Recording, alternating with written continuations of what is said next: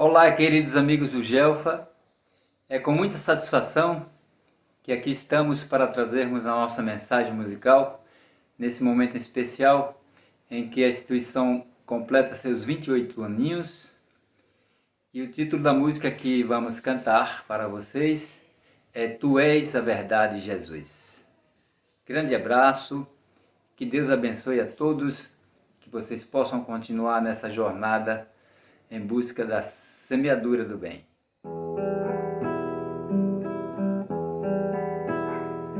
Tanta coisa em minha vida eu conheci, e com a vida tanta coisa eu aprendi.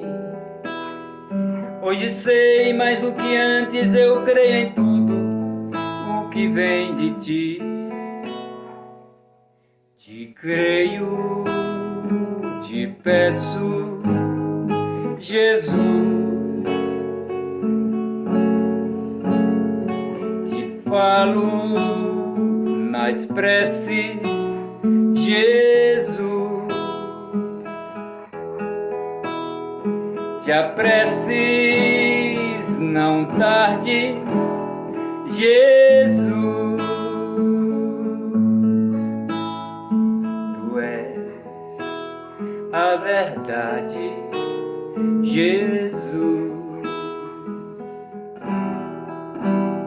Vou seguindo o meu caminho sem parar, mas eu paro muitas vezes pra pensar.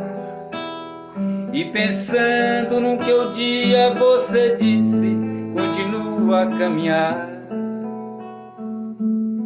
Te creio, te peço, Jesus, te falo nas preces, Jesus, te apresses, não tardes, Jesus, Tu és a verdade, Jesus. Tanto amor eu trago no meu coração, e os meus passos caminhando em frente vão. Sei que tenho que seguir, estou seguindo, segurando a sua mão. Te creio, te peço, Jesus, te falo nas preces, Jesus, te apresses, não tardes, Jesus, Tu és a verdade, Jesus. Te creio, te peço, Jesus, falo nas preces, Jesus, te apresses, não tardes, Jesus, Tu és a verdade, Jesus.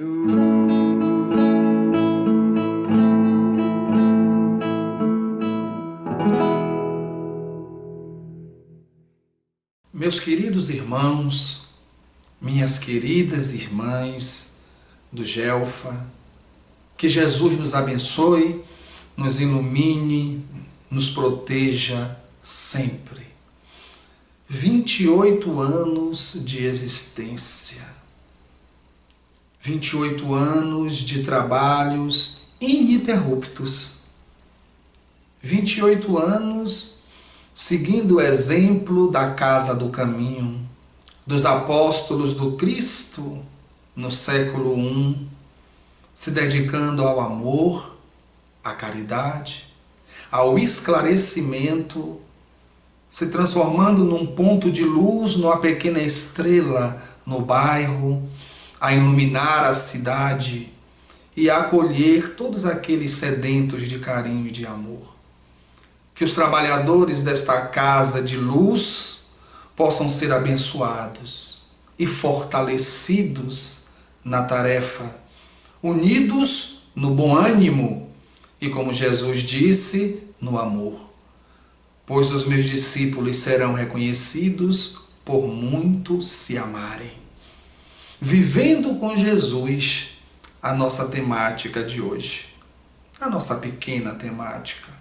Mas antes, vamos elevar os nossos pensamentos ao nosso Pai amantíssimo, dizendo a Ele: Pai, dá-nos a Tua bênção, ampara-nos a esperança, ajuda-nos o ideal na estrada imensa da vida. Seja para o Teu coração, cada dia, o nosso primeiro pensamento de amor. Para a Tua bondade, nossa alegria de viver. Pai de amor infinito, estende Tuas mãos generosas e santas. Longo é o caminho, grande o nosso débito, mas inesgotável a nossa esperança. Pai amado, somos Tuas criaturas, raios divinos da Tua divina inteligência. Auxilia-nos a descobrir os tesouros imensos que o Senhor guardou nas profundezas de nossas vidas. Ajuda-nos a acender a lâmpada sublime da sublime procura. Que a glória eterna seja em Teu eterno trono.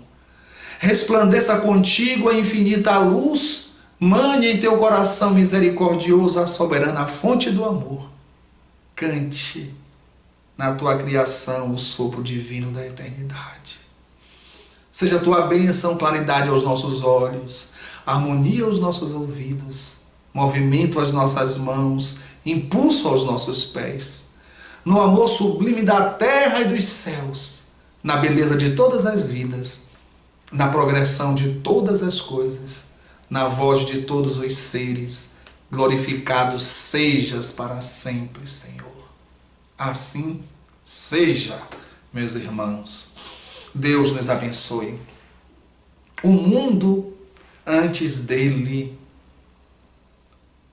ninguém igual a ele, nem antes, nem depois. O mundo daquela época, que vivia sobre o domínio romano, que vivia sobre a espada de César, teria que por alguns momentos se pacificar. Por isso assume o Império Romano Caio Júlio César Otávio, um imperador diferente de todos os outros, que embelezou Roma, que levou artistas, poetas, filósofos, pensadores. Ele trocou a lama pelo piso de mármore. Ele ornamentou toda a cidade e o império inteiro. Guardou as armas por um tempo, porque necessário se fazia que a paz reinasse por um pequeno tempo, para que ele pudesse descer e viver entre nós. Jesus inicia a sua tarefa de amor numa festa, 30 anos após o seu nascimento. Nas bodas de Caná, ele inicia o seu trabalho no mundo. E termina a sua jornada aqui numa festa. A festa da Páscoa, da passagem, a festa da libertação. Jesus, a maravilhosa e a maior epopeia que a humanidade já viveu. Sol de primeira grandeza. A sua presença no mundo não poderia passar despercebida, porque ele amava. Ele amava aquele povo. Ele conhecia aquele povo. Ele conhecia a humanidade inteira. Chamaria cada um pelo próprio nome.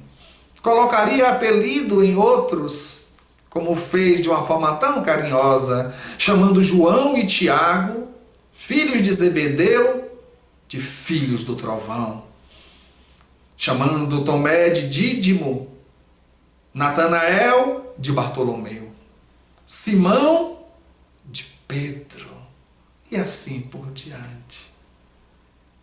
Ele inaugurava um momento de luz e de felicidade no mundo.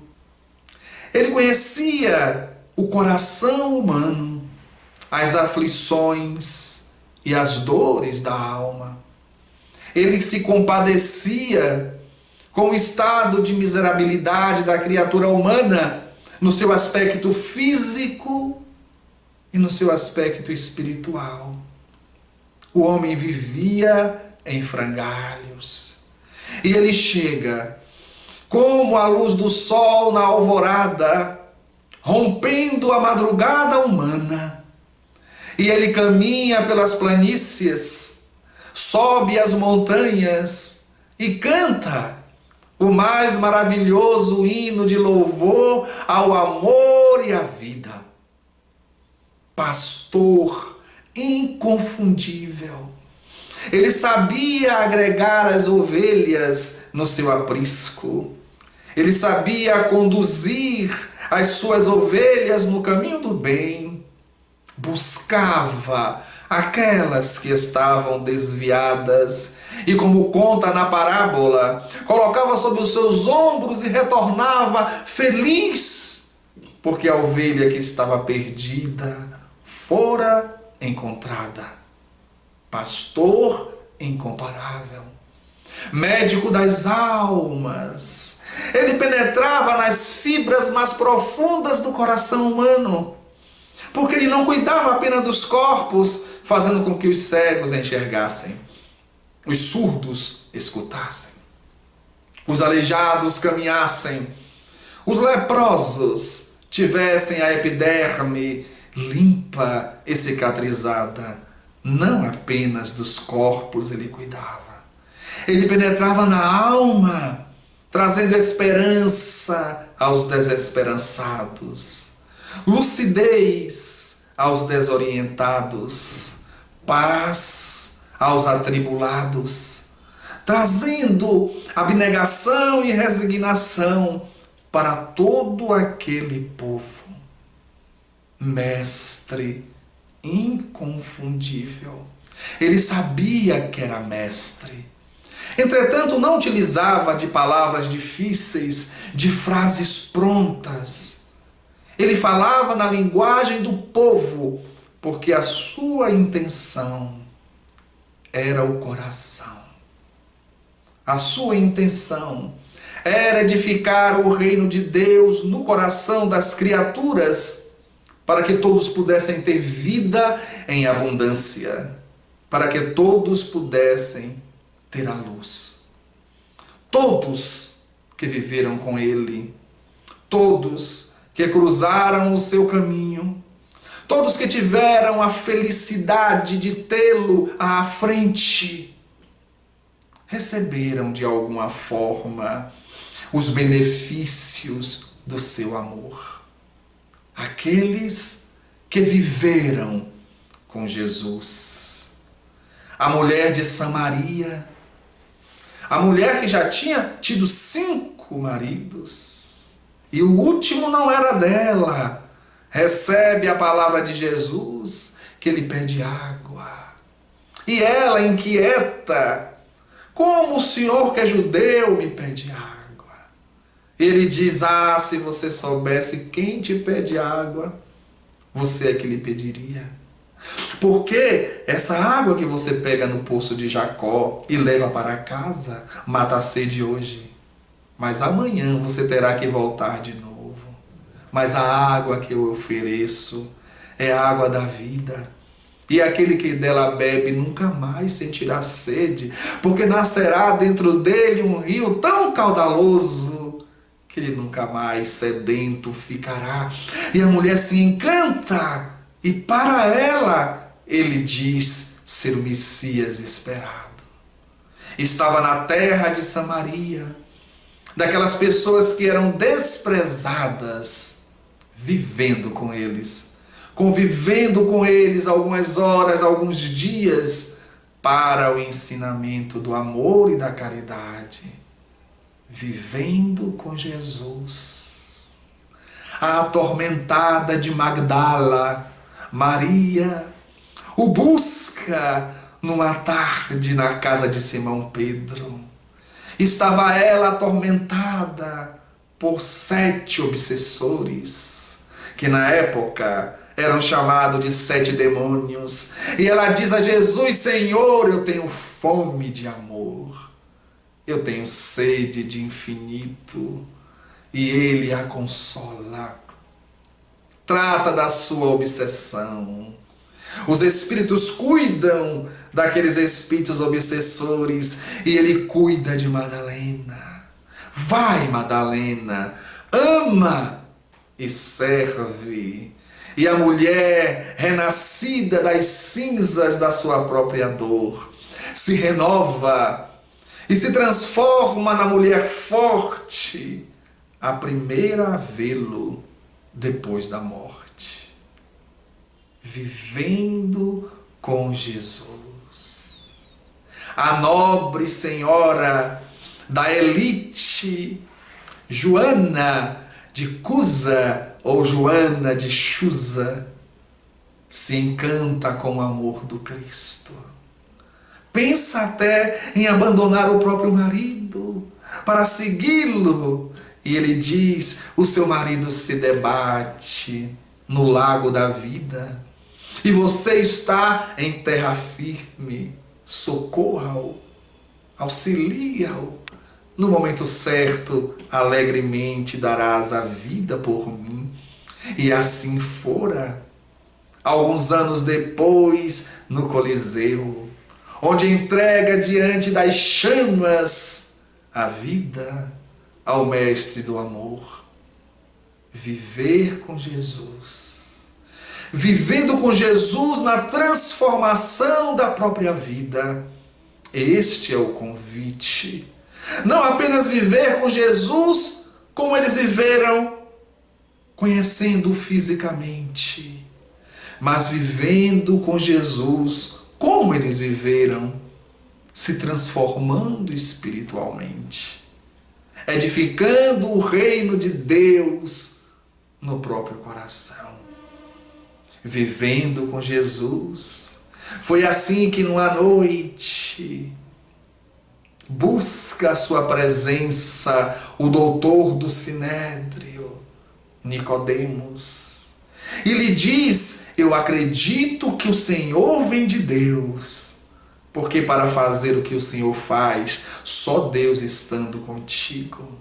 Ah, Nicodemos, eu vos afirmo, só é possível entrar no reino de Deus se nascer de novo.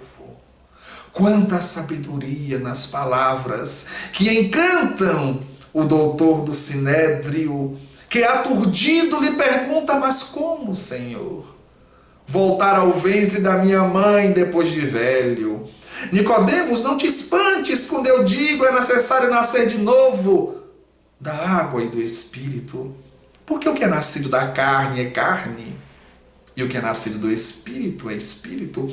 Se você fica impressionado quando eu vos falo das coisas da terra, tu que és doutor da lei, imagine quando eu falar das coisas do céu. Ele esteve com os miseráveis, ele esteve com os nobres, ele esteve com os ignorantes e esteve com os doutores, mas ele se encantava no meio do povo simples da Galileia, da Judéia, da Samaria, a ponto de afirmar: graças vos dou, meu Pai, Senhor dos céus e da terra, por terdes escondido essas coisas dos doutores e dos eruditos e tê-las revelado aos simples e aos pequenos. Viver com Jesus é viver na simplicidade. Mesmo possuindo títulos acadêmicos, mesmo possuindo a intelectualidade desenvolvida, mesmo possuindo os maiores níveis sociais. Viver com Jesus é viver na simplicidade do amor e da fé. Da fé. Fé daquela mulher que no meio da multidão, ela que sofria de um fluxo de sangue há mais de 10 anos, ela que buscava todos os médicos e conhecedores da medicina da época, sem êxito para a sua cura. Fé daquela mulher que no meio da multidão pensou: se eu tocar na orla da sua túnica, eu ficarei boa. Não precisarei falar ou pedir, basta tocar na orla da sua túnica. E no meio daquela multidão que se acotovelava e o abraçava e o segurava, ele sente sair de si uma força, uma potência. E pergunta a Pedro: quem me tocou? Mas como saber, Senhor? Todos estão te tocando. Esse toque foi diferente. Eu senti sair de mim uma virtude. E a mulher inquieta lhe diz: fui eu, Senhor. E o Senhor me curou. Mulher, a tua fé te curou. A fé que transforma. Jesus inspirava nas criaturas a alegria da fé. Naquele momento a humanidade vivia a sua grande epopeia, uma explosão de alegria e de esperança. Estava naquela região da Palestina. Porque, como disse o profeta Isaías: e tu, Naftalim e Zebulum, as cidades da Galileia, que vivia nas trevas, viam uma grande luz. E para aqueles que estavam na escuridão, a luz brilhou. Era o Cristo entre nós, vivendo com Jesus. As irmãs de Lázaro, Marta e Maria, que nos traz um ensinamento profundo. Quando Marta, agoniada com as coisas da casa, na cozinha, no quarto, no banheiro, na sala, e vê Maria sentada conversando. E brincando ela diz: Senhor, pede para ela me ajudar. Eu estou aqui na tarefa e ela aí importunando o Senhor. E Jesus disse sorrindo: oh Marta, Marta, Marta, você está muito agoniada com as coisas. Maria escolheu a melhor parte. E Marta entendeu que nós temos que estar no mundo não agoniados com as coisas, mas buscando a melhor parte. E Maria havia escolhido a melhor parte, a presença, a grande presença do Nazareno. E Marta entendeu. E como nós vivemos?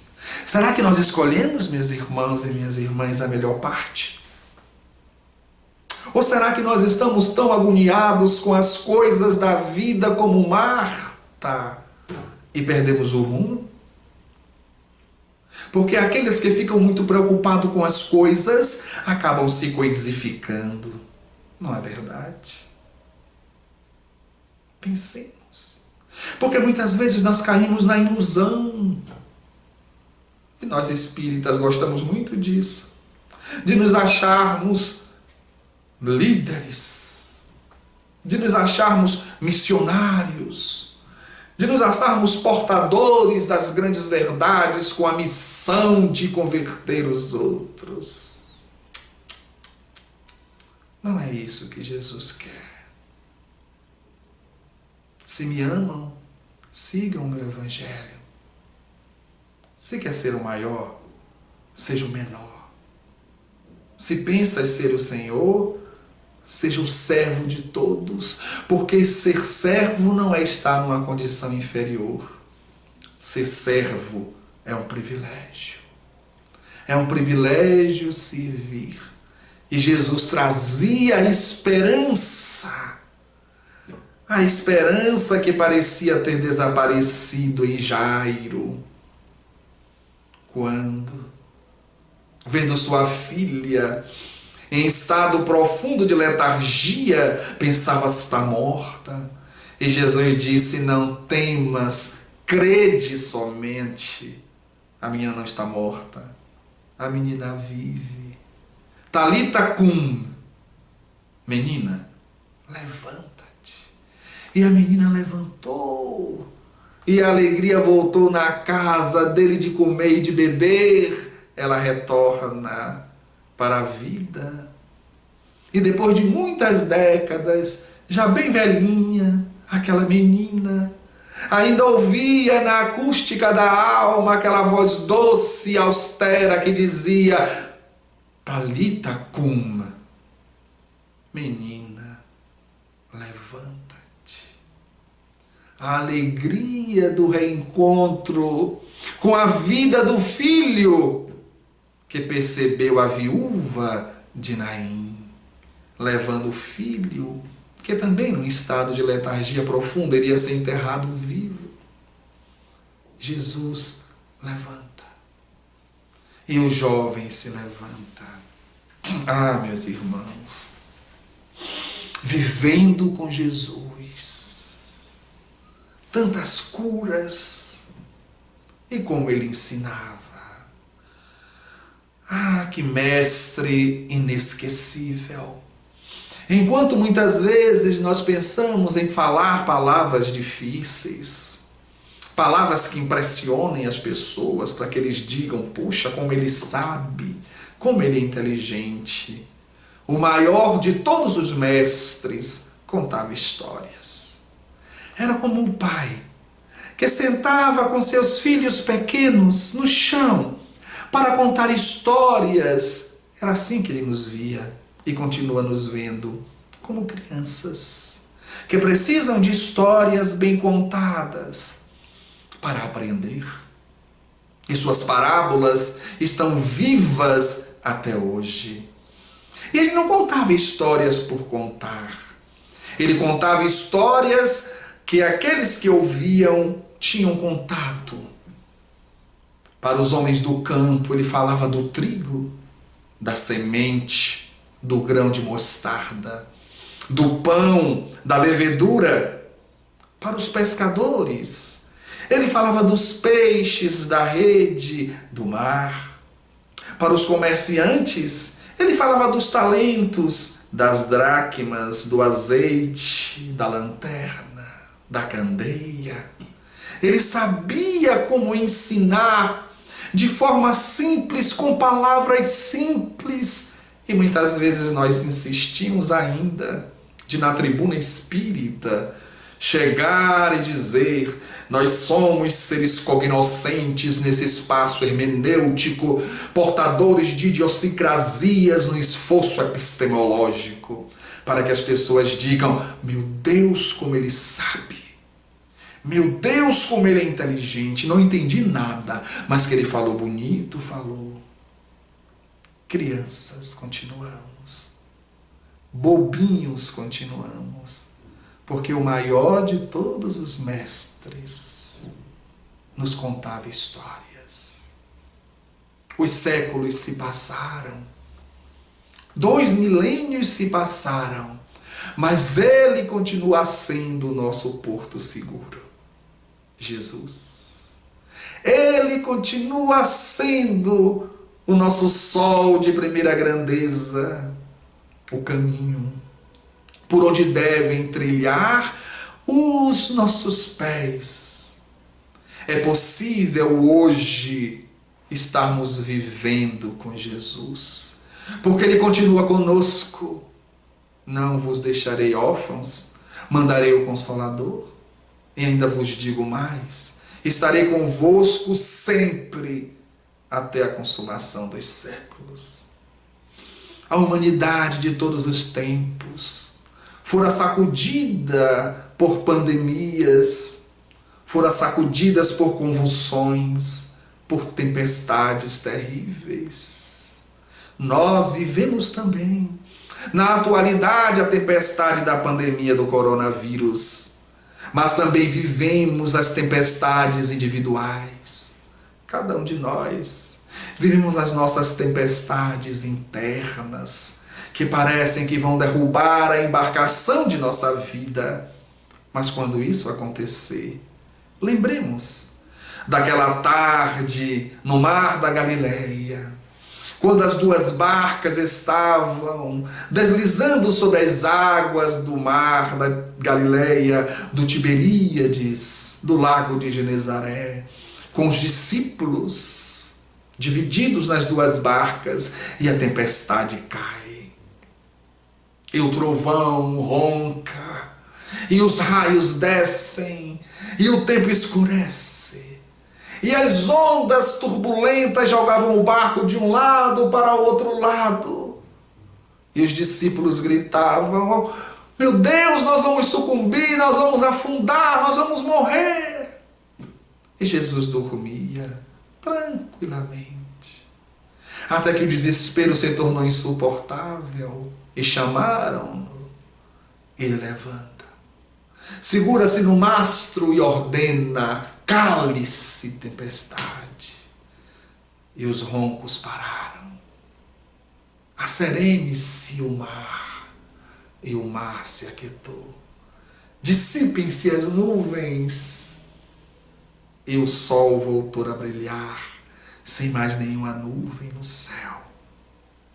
E é assim, meus irmãos, que vivendo com Jesus, nos nossos momentos de tempestade, sejam as tempestades coletivas, sejam as nossas tempestades individuais, nos momentos de angústia, de desespero, gritemos: socorre-nos, Jesus. E com certeza Ele se levantará e acalmará a tempestade de nossas vidas. Viver com Jesus é tentar seguir-lhe os ensinamentos. Os meus discípulos serão conhecidos por muitos se amarem, para que possamos nos amar verdadeiramente. No livro Luz do Mundo, ele faz uma declaração de amor. Amélia Rodrigues nos conta, através das mãos iluminadas de Divaldo Franco. Ele nos diz: vós sois a minha imensa dor, vós sois o grande amor de minha vida. Sem mim, vós estáis dispersos pelo mundo. E sem vocês eu sofro na solidão.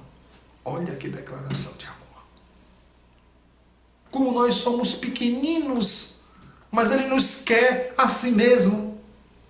Vós sois a minha grande dor. Há quantos milênios nós fazemos besteira e Ele conosco? Vós sois o grande amor da minha vida. Por isso Ele está conosco e nós precisamos estar com Ele. Sem mim, vocês estão dispersos pelo mundo, e é verdade. Mas sem vocês eu sofro na solidão. Deixe-me ficar contigo. Ele quer ficar conosco. E nós precisamos viver com Jesus. Continuar vivendo com Jesus. Como Jesus disse na oração a nos ensinar, antes de nos mostrar a oração do Pai Nosso, Ele disse: não vos preocupeis em falar muitas coisas, como fazem os hipócritas, achando que por muito falar serão ouvidos. Eu trago essa frase dele para a nossa fala hoje. Não é necessário, via vídeo, falar 50 minutos, 60 minutos, 1h30 para cansá-los. Não. Deposito meu coração em minhas palavras.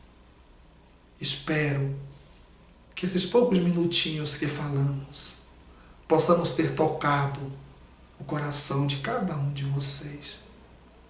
Como também desejo que o meu coração também tenha sido tocado pois senti o tempo inteiro que não era eu que falava, mas os Espíritos aqui em volta a nos inspirar.